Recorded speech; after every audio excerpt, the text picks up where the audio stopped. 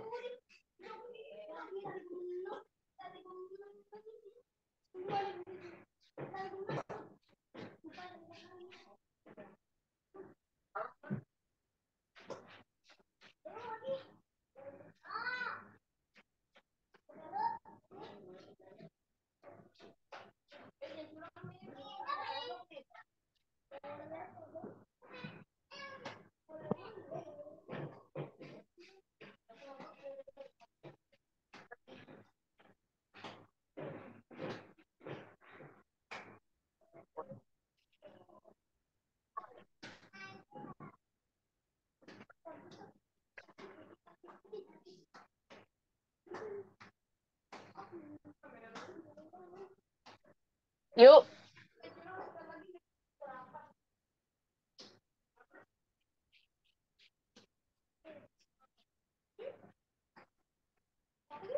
Suaranya kecil ya?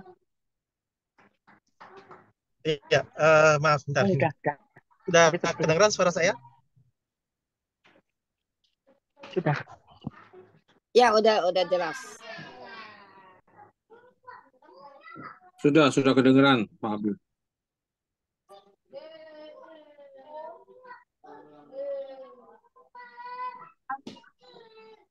Halo, tulisan jelas? apa? Apakah suara saya cukup jelas kedengeran? Jelas. Oh, iya, makasih. Iya, hari ini kita akan membahas kitab Ulangan. Jadi mungkin bicara tentang Ulangan, rekan-rekan yang generasi-generasi zaman dulu masih sering dengar istilah ini ya, Ulangan. Jadi setiap kali ada pergantian tahun ajaran, ada ulangan umum. Atau kalau misalnya setiap hari-hari tertentu ada ulangan harian. Kalau zaman anak-anak sekarang mungkin bukan ulangan tapi penilaian. Nah, apa bedanya ulangan dengan penilaian? Kalau ulangan berarti itu ada nuansa pengulangan.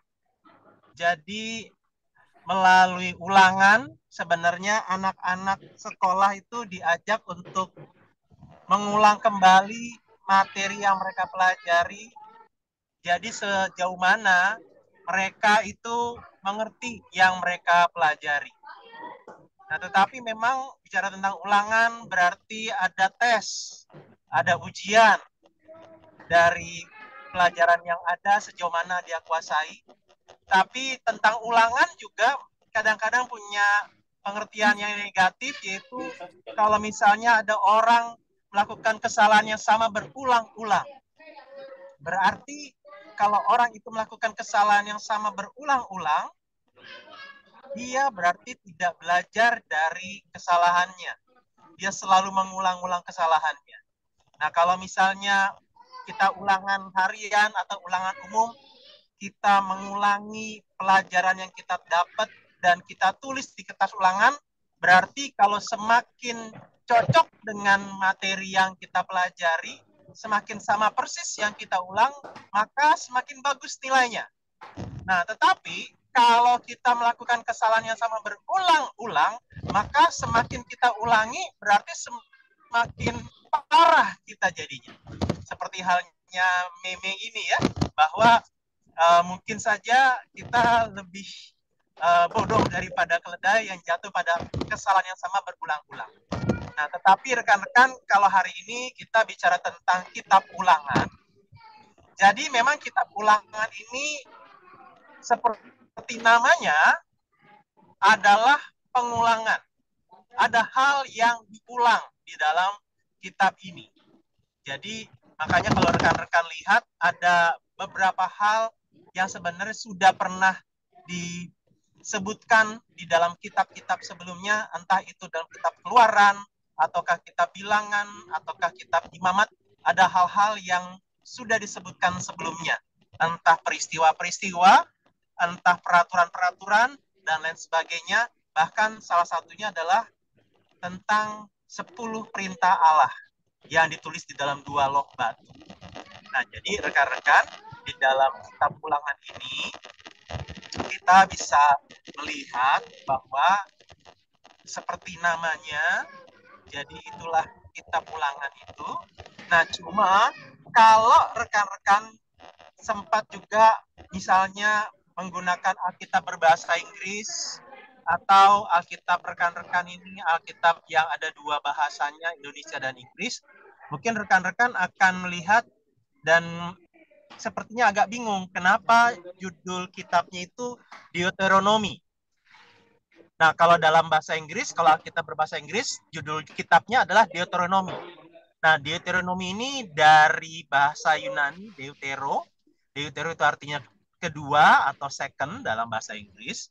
Nah, ini berasal dari Alkitab Perjanjian Lama yang diterjemahkan ke dalam bahasa Yunani, yaitu Septuaginta atau LXX. Ya, tapi ini informasi saja rekan-rekan. Cuma maksudnya Deuteronomy itu istilah dalam bahasa Yunani yang berasal dari Alkitab Perjanjian Lama yang diterjemahkan ke dalam bahasa Yunani. Nah, itu mengutip dari Ulangan 17 ayat 18 tentang Allah yang memberikan salinan dari 10 perintah Allah tersebut. Nah, cuman jadinya diterjemahkannya second law giving, maksudnya pemberian kedua dari hukum Allah. Nah, itu yang jadi sebenarnya ada semacam kecil deh sononya. Perbedaan penerjemahan ya. Nah, cuman tetap intinya sedang bicara tentang adanya salinan dari 10 perintah Allah yang diberikan kembali kepada orang-orang Israel. Nah, rekan-rekan sekalian yang perlu dipahami bahwa penerima dari kitab ulangan ini adalah bangsa Israel, tetapi bangsa Israel generasi kedua. Maksudnya generasi kedua adalah, ini seperti yang pernah kita bahas sebelumnya, bahwa generasi pertama adalah yaitu generasi yang persis ketika dewasa keluar dari tanah Mesir. Jadi orang-orang Israel yang keluar dari tanah Mesir menuju padang gurun itu yang dimaksud sebagai generasi pertama. Nah, tetapi karena mereka memberontak terhadap Allah, mereka meragukan Allah, mereka tidak percaya dengan kata-kata dari Kaleb dan Yosua di dalam Bilangan pasal yang ke-13, maka orang-orang Israel generasi pertama ini akan mengembara di padang gurun selama 40 tahun, sehingga semua mereka mati di padang gurun, kecuali Kaleb dan Yosua. Nah, yang masuk di dalam tanah perjanjian nantinya adalah anak-anak dari generasi pertama ini, yaitu generasi kedua. Sehingga kitab ulangan ini dari segi penerimanya adalah mereka, anak-anak dari generasi pertama Israel yang keluar dari Mesir, dan yang menuliskan ini adalah Musa, seperti yang sudah sempat kita bahas dalam pengantar kitab Kejadian. Nah, tetapi memang yang menarik adalah kalau nanti rekan-rekan baca ulangan pasal yang ke-34, di situ dicatat bahwa Musa mati.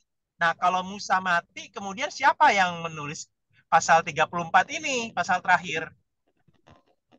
Banyak sarjana Alkitab yang menduga, menyimpulkan bahwa yang menuliskannya adalah Yosua sebagai penerus dari Musa. Jadi sebenarnya meskipun pasal terakhir ini bukan Musa yang menuliskannya, Musa di sini maksudnya bukan Pak Musa Yosudarso ya, tapi Nabi Musa. Jadi yang menuliskan pasal 34 jelas bukan Nabi Musa, tetapi secara keseluruhannya penulis kitab Ulangan adalah Musa. Sehingga pasal terakhir meskipun dia tidak menuliskan, cuma kita masih tetap menerima bahwa keseluruhannya dituliskan oleh Musa.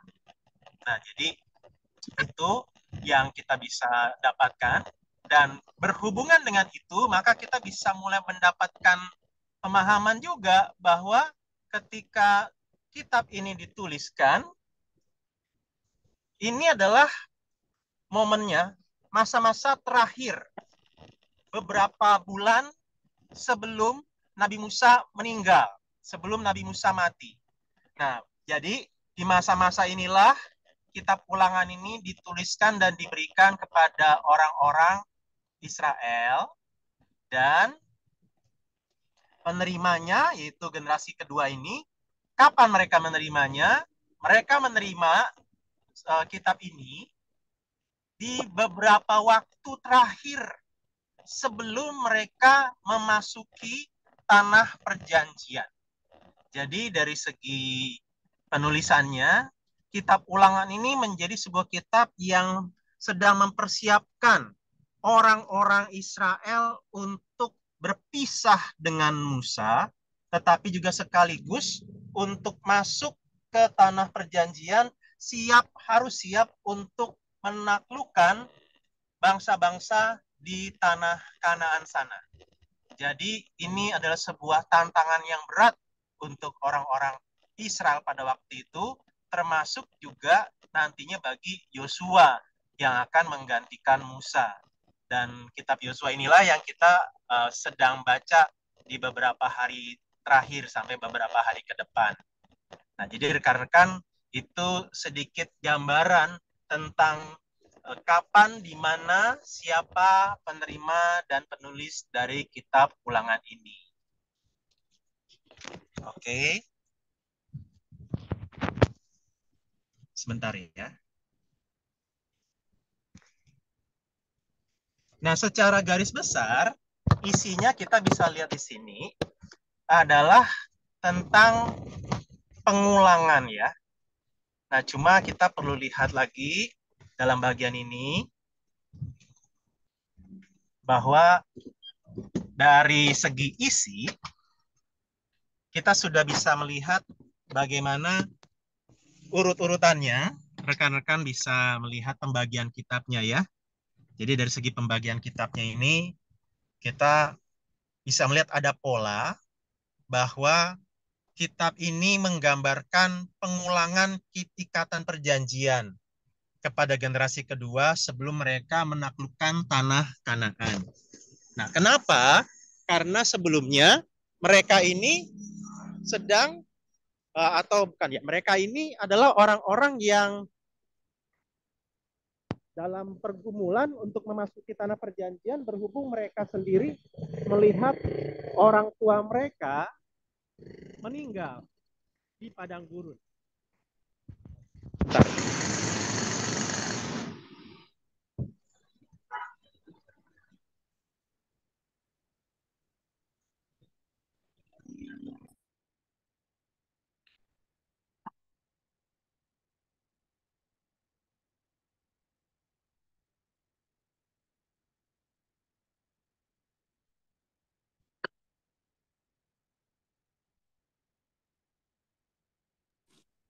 Terputus ya suaranya ya.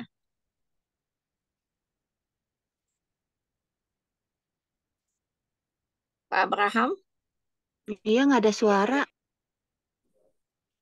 Mungkin suaranya terputus. lagi setting mungkin.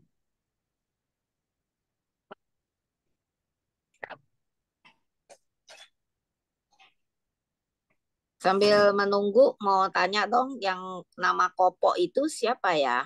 Saya, Ibu. Ibu Ibu Tusi ya? Tusi. Ya. Oh ya,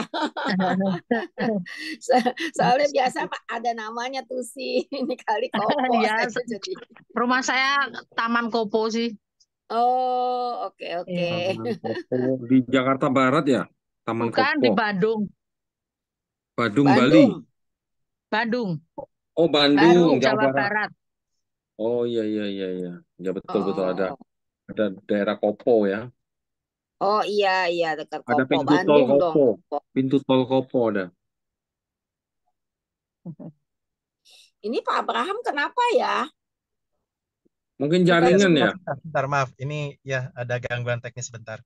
Ini Ya, kenapa kita jadi lanjut. foto kita dimasuk di situ? Ya, ini soalnya saya share screen. Iya, maaf. Oh, Iya, apa sudah kembali kelihatan? udah. Kelihatan Udah ya. isi Oke oke. kitab. Oke. Ya, ini saya zoom sebentar. Nah, jadi rekan-rekan, ini isi kitabnya tentang pengulangan ikatan perjanjian kepada generasi kedua sebelum menaklukkan Kanaan. Jadi mereka seperti ada pembekalan ulang. Dalam artian sebenarnya yang pertama dibekali atau diberikan nasihat, perintah, bimbingan, pembelajaran, firman, itu adalah orang tua mereka. Tetapi karena orang tua mereka di dalam perjalanannya mereka gagal, mereka tidak bisa masuk ke tanah Kanaan, maka itu diberikan kembali tetapi untuk generasi yang kedua. Jadi seolah-olah generasi kedua ini diajak untuk belajar semua hal yang telah diberikan kepada orang tua mereka, sekaligus belajar dari kegagalan orang tua mereka. Nah, kalau dari segi isi kitabnya, rekan-rekan bisa melihat, ini saya ambil dari salah satu buku yang saya pakai, dan pembagiannya sepertinya kelihatan ada semacam polanya di situ, yaitu bahwa di bagian awal dan akhir, orang-orang ini, yang pertama mereka diajak untuk melihat ke belakang, melihat tentang bagaimana Tuhan telah memimpin mereka, baik memimpin orang tua mereka dan juga mereka di padang gurun. Dan kemudian di bagian terakhir ayat 31 sampai pasal 31 sampai pasal 34, orang-orang Israel generasi kedua ini diajak untuk melihat ke depan, melihat bahwa sedikit lagi kamu masuk ke tanah Kanaan, mari tujukan pandanganmu ke sana. Nah, kemudian bagian ini atau kitab ini kita lihat pasal 4 sampai 11 itu ada semacam nasihat ya. Nasihat yang besar, yang agung yang disampaikan kepada orang-orang Israel ini, dan pasal 27 sampai 30 itu ada semacam seremoni untuk ikatan perjanjian ini diteguhkan kembali. Nah, tetapi puncaknya adalah di dalam pasal 12 sampai pasal yang ke-26 mengenai penetapan ikatan perjanjian antara Allah dengan bangsa Israel, khususnya bangsa Israel generasi kedua, anak-anak dari generasi pertama ini. Nah, jadi rekan-rekan, inilah gambaran besarnya, semacam petanya ketika kita membaca kitab Ulangan. Jadi nanti kalau satu saat teman-teman baca lagi, setidaknya pembagian ini cukup membantu untuk melihat inti utamanya di mana ya kitab Ulangan ini. Nah, jadi saya akan tutup pengantar saya dengan ini. Salah satu kalimat ataupun istilah yang cukup terkenal dari Presiden Soekarno, yaitu jas merah. Jas merah. Jas merah di sini bukan maksudnya Pak Soekarno punya jas berwarna merah, tetapi jas merah yang dimaksud oleh Presiden Soekarno adalah sebuah istilah, yaitu jangan melupakan atau jangan sekali-kali meninggalkan sejarah. Jadi maksudnya Presiden Soekarno adalah meskipun nanti kita bergerak ke depan, menuju kepada masa depan, harus diingat bahwa sejarah masa lalu itu seperti apa. Jangan lupakan itu. Jangan tinggalkan itu. Sehingga kalau kita bicara tentang kisah generasi kedua ini, maka melalui kitab Ulangan mau dikatakan, ingat ya, sejarah waktu lalu, ingat ya masa lalu dari orang tuamu, mereka begini, begini, begini, maka ketika mereka gagal, itu menjadi sebuah peringatan bahwa kamu juga bisa gagal. Tetapi kalau kamu berhasil, itu karena kamu belajar untuk bergantung kepada Tuhan. Sehingga melalui kisah sejarah dari orang tua dari generasi pertama ini, generasi kedua diminta untuk berhati-hati terhadap kegagalan-kegagalan dari orang tua mereka, sehingga mereka belajar untuk lebih taat lagi kepada Tuhan dan mewaspadai setiap kegagalan ataupun peristiwa-peristiwa yang bisa membuat mereka gagal. Nah, jadi dikarenakan kiranya melalui kitab Ulangan ini kita bisa belajar sesuatu bahwa bangsa Israel ini meskipun mengalami berbagai macam mujizat dari Tuhan, mendapatkan banyak tuntunan dari Tuhan, tetapi ternyata mereka bisa gagal. Nah, karena itu kita juga belajar dari kegagalan mereka bahwa ya jangan seperti mereka.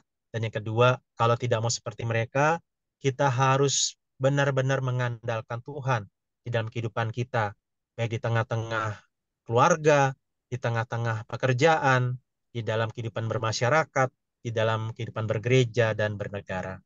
Kiranya pengantar ini cukup bisa membekali kita, dan kalau nanti kita masuk tanya jawab, silakan rekan-rekan bertanya.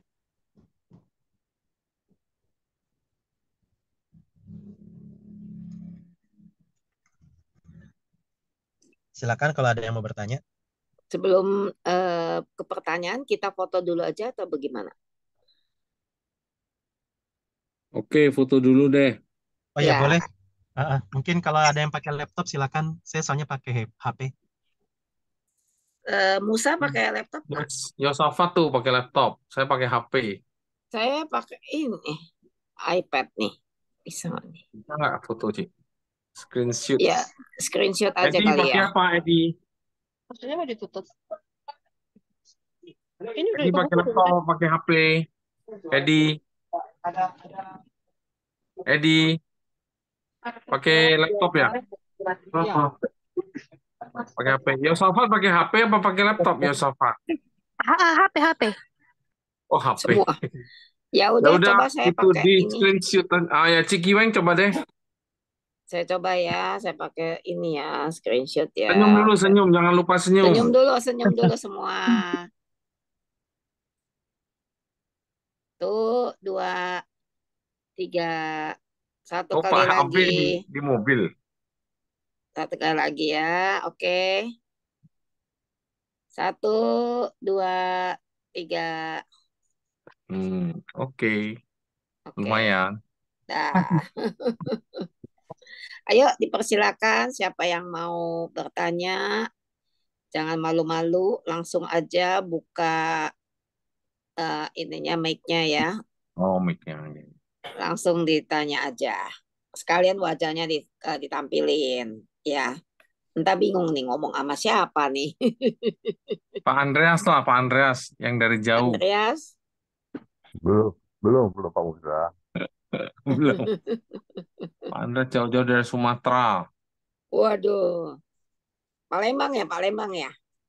Iya dong. Itu lagi Ah. makan pempek. Pak Abe saya nanya ya. Oke, Pak, silakan, Pak. Kan, ya, itu kan di Ulangan ada satu ayat yang cukup penting. Di Ulangan pasal 6 ayat 4. Ya, fans Di, itu ya kan di kota itu kita bisa masuk aja gitu di bantu ini ya. Kayak strateginya sebagai Halo. kekuatan. nah, jadi di Ulangan 6 ayat 4 itu kan Shema Israel. Tapi kalau kita lihat kan di 4 kitab sebelumnya tidak ada apa kalimat seagung itu gitu loh. Jadi tahu-tahu muncul di ulangan gitu. Jadi apakah memang sebelumnya tidak ada, baru muncul di ulangan, atau sebenarnya sebelumnya ada?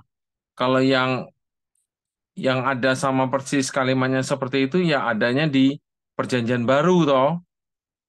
Nah, tetapi yang saya temukan baru ada di ulangan. Itu saja dulu Pak B, terima kasih.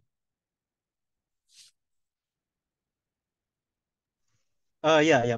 Oke, Pak. Terima kasih, Pak, untuk ulasannya ya. Jadi memang ketika di dalam eh, pasal 6 itu tentang Shema itu memang itu satu kalimat yang sangat agung sekali dan memang itu menjadi sebuah hal yang harus dilakukan oleh seorang ayah di dalam keluarga di Israel sana. Di setiap kali ayah itu mengajar, jadi mereka diminta untuk seperti tadi ya, dengarlah hai orang Israel, dan nanti kan di dalam bagian-bagian bawahnya seorang ayah itu harus menyampaikan terus kepada anak-anaknya, kemudian mengikat pada tangannya sebagai tanda. Tangan itu kan berarti gampang dilihat ya, seperti kita pakai jam tangan. Terus ada lambang di dahi. Di dahi artinya ya kita nggak lihat tapi orang lain yang lihat dan seterusnya. Nah, tapi memang kalau kalimat itu sendiri, dengarlah hai orang Israel, Tuhan itu Allah kita, Tuhan itu Esa. Ini di satu sisi memang baru muncul di dalam kitab Ulangan ini, tetapi sebenarnya kata-kata ini menjadi semacam penjabaran dari perintah pertama di dalam 10 perintah Allah. Sedangkan 10 perintah Allah itu sendiri kan sudah ada disampaikan di dalam Keluaran pasal 20. Jadi bicara tentang jangan ada Allah lain di hadapanku. Terus kemudian bicara tentang jangan membuat patung dan menyembah padanya, sujud menyembah kepadanya. Jangan menyebut nama Tuhan Allahmu dengan sembarangan. Jadi kita bisa lihat ada semacam penjabaran dari hukum atau 10 perintah Allah khususnya di dalam perintah yang pertama. Kan kalau dikatakan jangan ada Allah lain di hadapanku, memberikan kesan bahwa perintah ini perintah yang pasif. Jadi kita diam aja. Nah, kalau di sini udah lebih jelas bahwa di satu sisi Tuhan kita itu esa, sehingga kasih kita itu hanya untuk Dia satu-satunya. Sehingga di sini sudah lebih spesifik lagi, ada perintah yang sifatnya aktif. Jadi ada semacam penjabaran dari perintah pertama, di mana kalau perintah pertama dalam 10 perintah Allah itu memberikan nuansa negatif, maksudnya pasif ya. Kita tidak melakukan, kalau jangan kan berarti nggak lakukan. Kalau di sini ada nuansa yang aktif, yaitu karena kita diminta untuk tidak boleh ada Allah lain, berarti yang kita kasihi hanya dia saja. Begitu. Jadi ibaratnya seperti seorang yang sudah menikah, pasanganmu ya dia itu, jangan ada orang lain selain dia, karena itu kasihi dia. Nah, kira-kira begitu. Jadi tetap ada kaitannya dengan kitab-kitab yang lain di dalam 5 kitab Musa itu, Pak. Jadi ini sebenarnya di satu sisi perintah yang baru, tapi di sisi yang lain perintah yang lama, tapi dengan pemahaman yang diperbarui. Gitulah Pak kira-kira.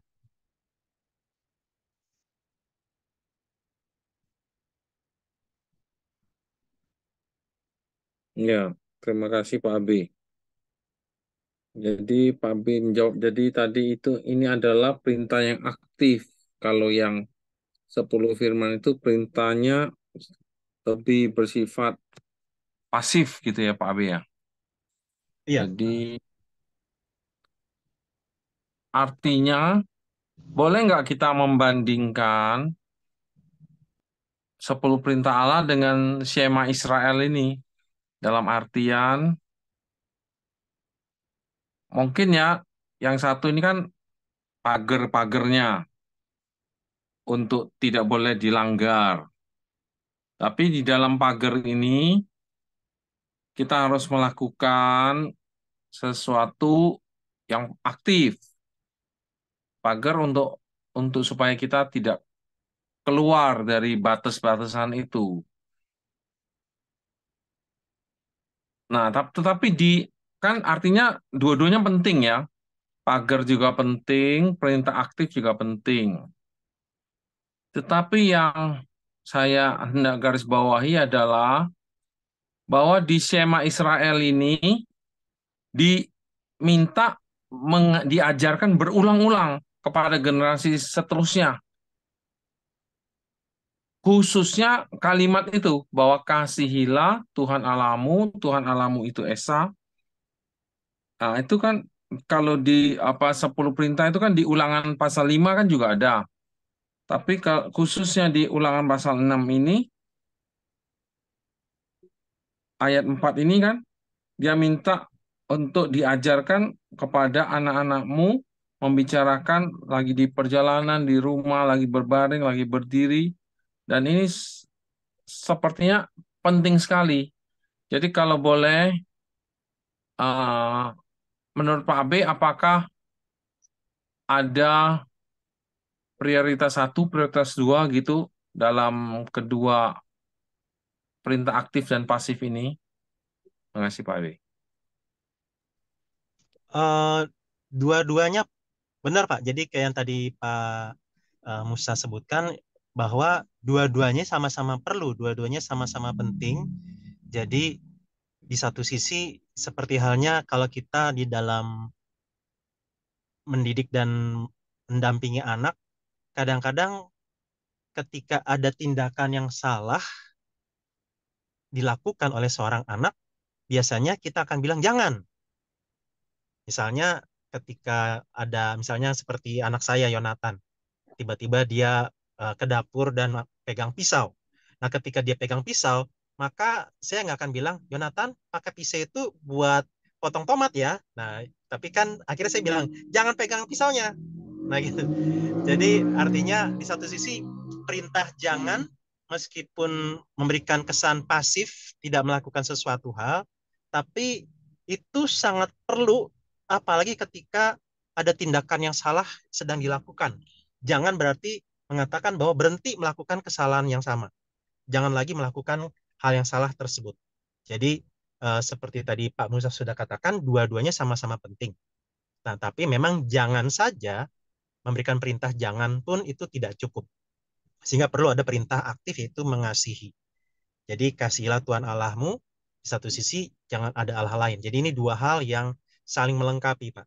Jadi seperti halnya tadi misalnya anak saya, Yonatan yang masih 3 tahun ini, berarti saya akan bilang, jangan Tatan, nanti kalau kamu udah gede baru boleh pegang pisau. Begitu. Jadi ada dua sisi perintah yang akan lebih menolong. Gitu. Jadi memang kalau tadi seperti Pak Musa sudah sebutkan, pasal 5 itu memang bicara tentang 10 perintah Allah yang dituliskan di dalam dua loh batu.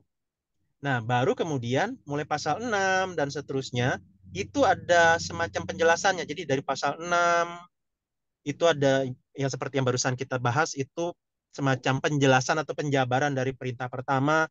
Nanti kalau kita baca lagi pasal 12 itu penjelasan dari perintah kedua, pasal 13 penjelasan dari perintah ketiga dan seterusnya. Jadi memang kalau kita lihat secara lebih utuh, maka dari pasal 6 sampai pasal 25 itu kira-kira gambarannya atau penjabaran dari seluruh 10 perintah Allah itu. Jadi pasal 5 penjelasan penyebutannya perintah 10 perintah itu, pasal 6 sampai pasal 25 penjelasannya, penjabaran dari 10 perintah tersebut. Begitu, Pak. Oke, terima kasih Pak B. Jadi Sama-sama, Pak. boleh nggak kita sebutkan bahwa Shema Israel ini adalah kesimpulan dari perintah-perintah Allah? Ya, itu bisa juga, Pak. Itu sebagai sebuah poin utamanya tentang mengasihi Allah itu sebagai hal yang merangkum semua perintah-perintah yang ada di dalam 10 perintah Allah, khususnya perintah 1 sampai 4. Perintah yang sifatnya vertikal itu, Pak. Hmm. Oke, baik. Terima kasih banyak Pak B jawabannya. God Ya, bless you. sama-sama, Pak. Ya, Tuhan berkati, Pak.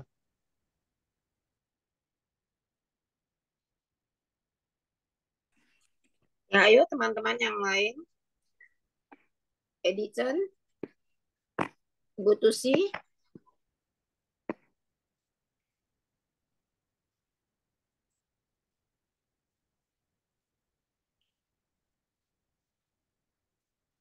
Arianto,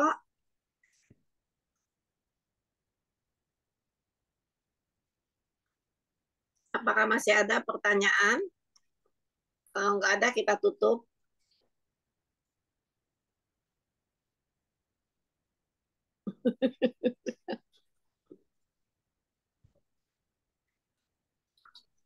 Pak Teguh nggak ada. Besok Pak Teguh banyak pertanyaannya. Iya, Pak Teguh hari ini ikut Stephen Tong.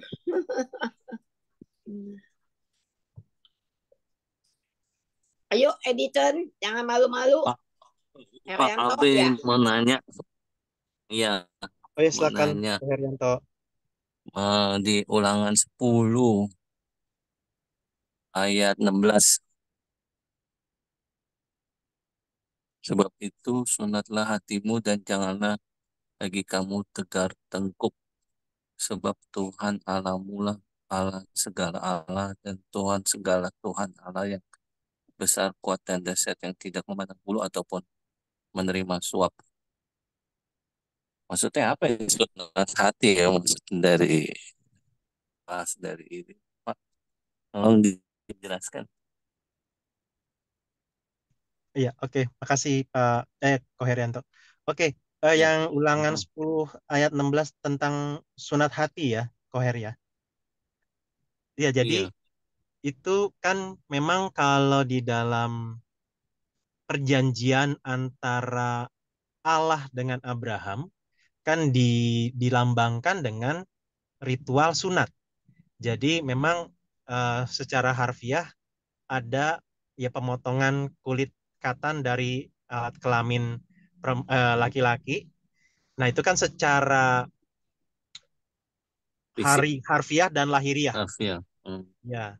Nah, tapi ketika di sini dibilang sunat hatimu, berarti ada sesuatu yang harus ditanggalkan dari hati kita. Nah, jadi memang di dalam konsep perjanjian lama, hati itu adalah pusat dari pemikiran, perasaan, kehendak dari seorang manusia. Jadi memang hati, jadi kadang-kadang kalau kita dalam doa-doa kita kan atau dalam uh, di dalam khotbah-khotbah atau pengajaran-pengajaran, kadang-kadang kan dipisahkan antara hati dan pikiran. Padahal kalau di dalam konsep perjanjian lama untuk orang-orang Ibrani, Yahudi, hati itu adalah pusat dari pikiran, perasaan, kehendak seseorang. Jadi hati itu sebagai pusat untuk kita mengambil keputusan. Pusat kita mengambil keputusan berdasarkan pertimbangan. Di dalam hati kita menimbang-nimbang dan seterusnya, baru kemudian kita mengambil keputusan. Dan itu semua terjadi di hati. Nah, kalau misalnya hatinya sudah kena dosa, maka keputusannya pun akan salah, penuh dengan dosa, dan hidupnya akan berantakan. Nah, jadi sunat hati artinya hati itu harus ditanggalkan dari dosa. Harus dosa itu harus diputus dari hatinya. Harus Ya. dibersihkan, dosanya harus dibersihkan gitu. Jadi hatinya harus dibersihkan dari dosa, gitulah kira-kira. Nah, makanya kan di sini dibilang sunatlah hatimu dan janganlah lagi kamu tegar tengkuk. Tegar tengkuk kan artinya tengkuknya itu kaku ya. Tengkuknya kaku berarti kalau tengkuknya kaku dia nggak bisa nunduk. Nah, kalau nggak bisa nunduk berarti dia secara lahiriah berarti dia nggak mau nurut, nggak mau taat kepada majikannya. Jadi tegar tengkuk artinya bicara tentang keras kepala, nggak mau nurut, nggak mau taat. Nah, kenapa begitu? Jawabannya adalah karena hati yang sudah tercemar dosa. Begitu. Jadi supaya mau taat kepada Tuhan, maka orang Israel ini, ya termasuk kita juga, harus menanggalkan dosa-dosa kita. Begitu kira-kira, Ko Herianto. Oke, thank you, makasih Pak. Ya, sama-sama. Ciki Weng, Gimana? ini ada dua orang lagi kan masuk nih. Kita belum foto tuh.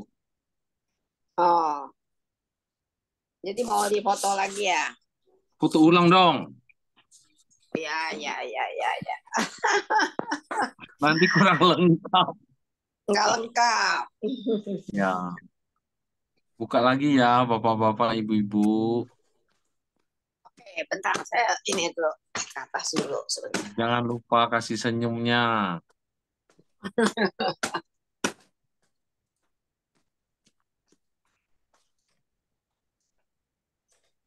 Udah Nah, lengkap gitu semua? dong.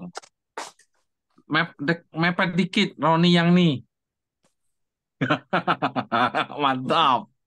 Ibu Tusi belum, Ibu Tusi. Ibu Tusi bisa dibuka kameranya. Yosafat kacamatanya keren amat.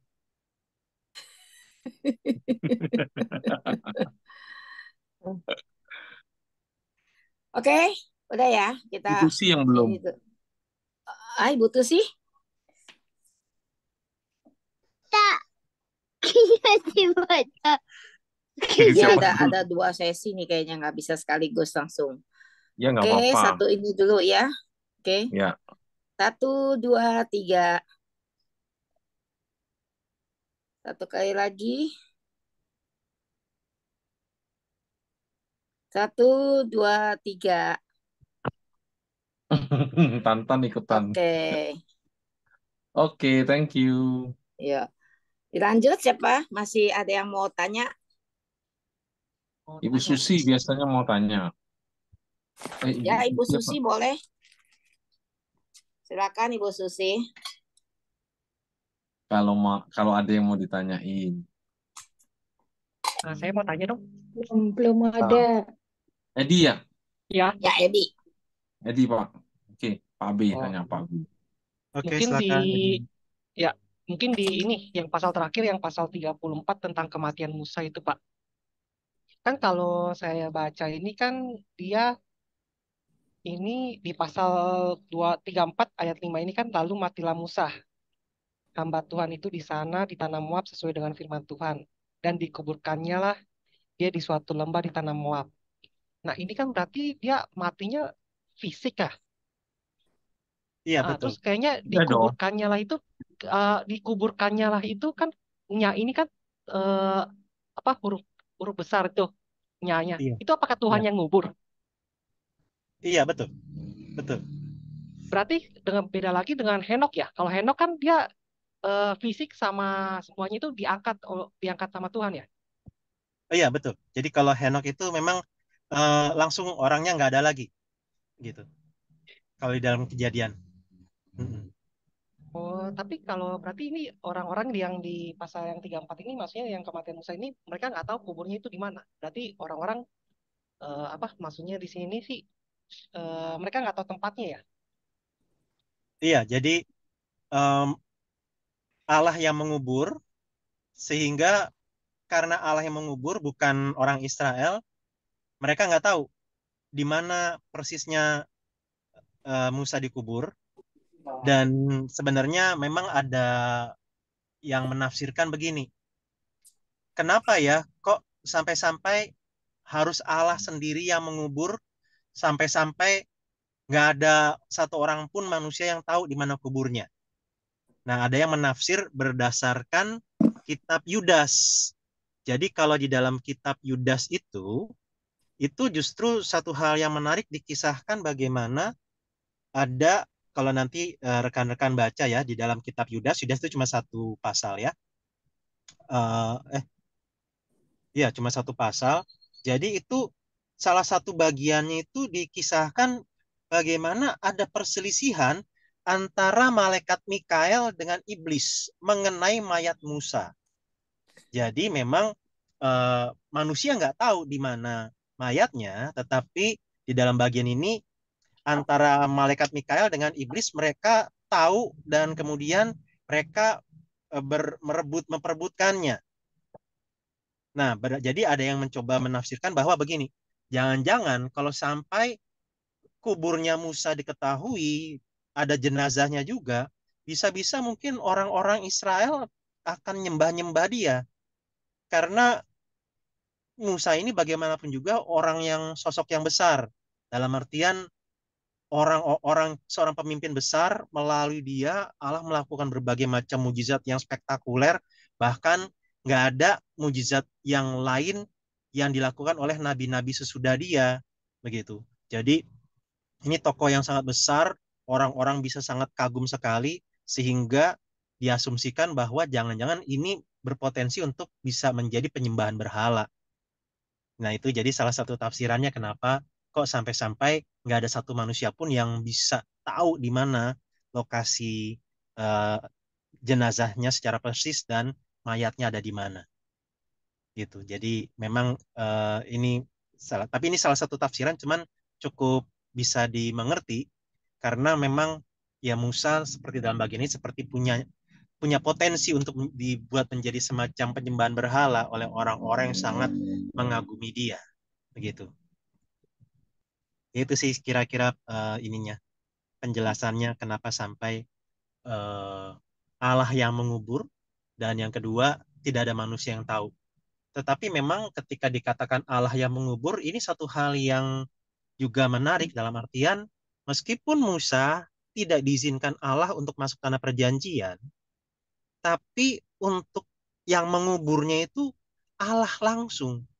Berarti Allah punya perlakuan yang istimewa terhadap Musa. Jadi meskipun Allah tidak mengizinkan Musa masuk tanah perjanjian, tapi Allah tetap sayang terhadap hambanya ini. Meskipun hambanya ini gagal, tapi bukan berarti hambanya ini dibuang oleh Tuhan. Bahkan ketika mati, ibaratnya kan orang mati itu udah nggak ada gunanya lagi ya, dalam artian sudah tidak bisa melakukan apa-apa. Tapi meskipun Musa mati, Allah lah yang mau menguburkan dia. Jadi ada sebuah gambaran atau ekspresi yang personal dari Allah yang begitu mulia, tapi kok mau-maunya ya menguburkan jenazah seorang manusia, hambanya yang gagal.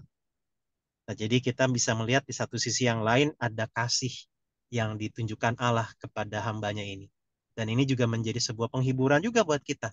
Bahwa meskipun mungkin kita, ya bukan mungkin ya, kita pasti pernah gagal dan kedepannya bisa juga gagal. Baik gagal di dalam keluarga, sebagai orang tua, sebagai suami, sebagai istri, gagal di dalam relasi, gagal di dalam pekerjaan, gagal di dalam pelayanan. Tapi ketika kita hidup sebagai anak Tuhan, Allah tetap sayang kok sama kita. Nah, jadi ini satu hal yang kiranya bisa memberikan penguatan dan penghiburan buat kita. Begitu kira-kira, Edi. Kalau Henok itu bisa dibilang nabi juga nggak sih, Pak? Sorry, suaranya kecil. Kenapa, kenapa? Oh, untuk yang Henok. Kalau Henok Aha. kan kayaknya cuma di kitab Kejadian doang ya, Pak ya? Henok, Henok itu di kitab Yudas juga ada. Oh, maksudnya untuk apa? Oh, kisahnya itu loh, Pak. Kan biasa kalau kalau kita lihat kan kalau kayak Nabi Elia kan dia juga diangkat dari ini kan dalam badai kan ya. Dia langsung diangkat juga kan ya dalam kematiannya itu. Diangkat, Nah, iya, tapi kalau menggunakan Henok, kereta berapi. Mm-mm. tapi kalau Henok ini kalau di saya lihat kan kalau di kejadian itu kan dia cuman hidup bergaul dengan Allah langsung cuman ada silsilahnya langsung diangkat gitu. Dia nggak apa itu maksudnya dia itu nabi juga apa bukan ya? Ya, Henok ini adalah salah satu orang yang, ya bukan dibilang, dalam artian nabi di sini memang nabi itu adalah pengertian umumnya seorang yang menyampaikan firman Allah. Nah, kalau definisinya begitu, jadi kan nabi itu subjeknya sebagai pelakunya atau orangnya. Nah, yang dia lakukan adalah menyampaikan nubuat. Nabi, nubuat mirip ya. Ada kata, ada huruf N sama B, nabi, nubuat.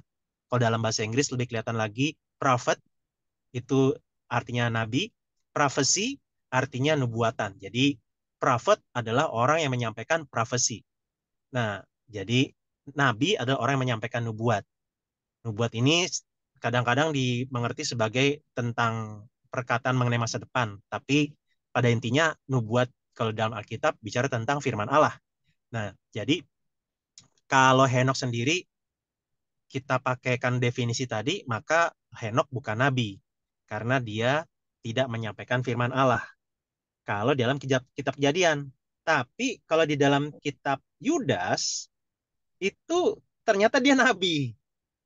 Jadi nanti kalau rekan-rekan khususnya Edi mau baca di dalam bukan Injil Yudas ya, surat Yudas ya. Surat Yudas, Yudas 1 ayat 14 ya kalau saya nggak 14, salah ya. 14 benar Pak ya? Ya, 14.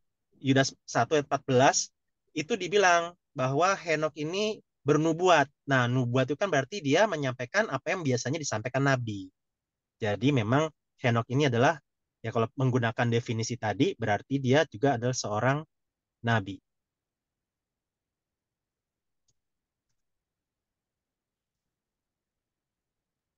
Oh iya, Yudas Gitu. 1 saya Yudas 1 ayat 14 ya. Oh iya, Iya, betul. iya, iya. Oke, oke, kalau gitu. Makasih, Pak. Ya. Jadi di sini dia memang dia juga bukan hanya hidupnya benar di hadapan Allah, tapi dia juga menyampaikan firman Allah. Oke. Yuk, teman-teman masih ada waktu nih. 3 menit lagi kita 3 tutup ya. menit lagi. Ya, tunggu. Saya mau nanya di ulangan 23. Nah, orang yang tidak boleh masuk jemaah Tuhan. Orang yang hancur buah pelirnya atau yang berpotong kemaluannya janganlah masuk jemaat Tuhan. Kenapa itu? Seorang anak haram janganlah masuk jemaat Tuhan dan bahkan keturunannya ke-10 pun tidak boleh masuk jemaat Tuhan. Tolong jelaskan Pak Abe. Iya, jadi memang ini ada semacam latar belakangnya ya, bahwa kalau misalnya di ayat 2-nya tentang seorang, oh sebentar ya, ada, sebentar, saya off dulu sebentar.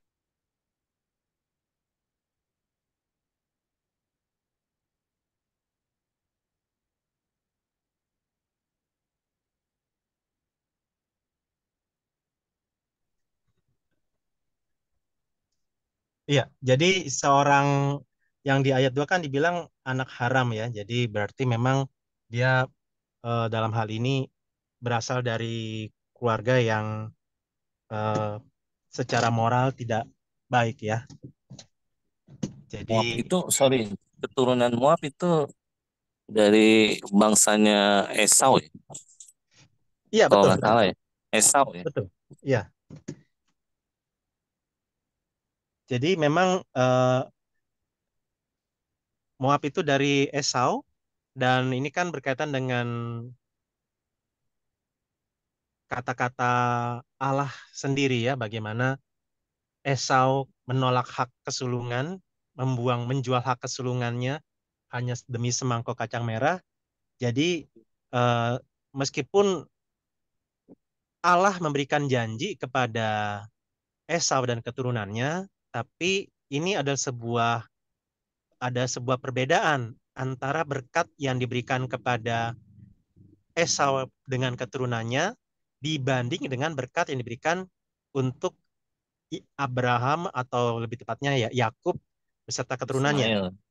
Iya. Ya, oke Ismail beda lagi, lebih beda Oh, lagi. beda. Heeh. Jadi maksudnya begini, kalau secara prinsip, kalau untuk keturunan Yakub, bangsa Israel, itu Mm-mm. ikatan perjanjian yang Allah berikan adalah istilahnya itu bersyarat dan tidak bersyarat. Bahwa misalnya contoh bersyarat dalam artian kalau kamu taat, kamu akan diberkati. Itu bersyaratnya. Jadi Mm-mm. itu kalau kamu nggak taat, kamu akan dikutuk, kamu akan mendapat hukuman. Nah itu bersyarat. Nah kalau tidak bersyarat, yaitu meskipun kamu tidak taat, kamu masih dapat berkat.